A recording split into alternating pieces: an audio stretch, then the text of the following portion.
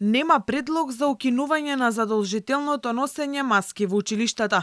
Комисијата за заштита од заразни болести денеска не дискутирала за тоа, а предлага укинување на сертификатот за влез во моловите, а останува задолжителен во угостителските објекти. Состојбата со COVID-19 видно одела кон подобро, но комисијата нема да брза со олеснувањето на рестрикциите. Скринингот покажа дека 0,8% е трансмисијата помеѓу оние ученици кои што се избрани по случајен избор, меѓутоа би требало да земеме во предвид една важна работа, а тоа е дека скринингот е направен додека важеше мерката за носење на маските во училиште. Тоа не е направен скрининг без маски во училиште и дека со таква мерка имаме таква трансмисија на вирусот. Дали би можеле да очекуваме исти резултати кога би укинале мерка, односно кога би ја промениле епидемиолошката состојба актуелна на теренот.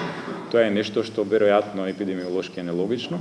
Силна кампања за вакцинација започнува комисијата за ризичните групи и нецелосно вакцинираните. Доколку кампањата вроди со плод, комисијата ќе го отпочне олабавувањето на рестрикциите. Главниот кризен штаб во владата се уште ги нема прифатено предлозите на комисијата од пред 20 на дена, но председателот смета дека станува збор само за подолга процедура. Не се работи за некаква блокада, туку се работи за поусложнет пат или не знам административна некоја пречка секако. И очекуваме многу брзо сите заклучоци да бидат усвоени. Инаку во последното деноноќе однаправени 2730 тестирања.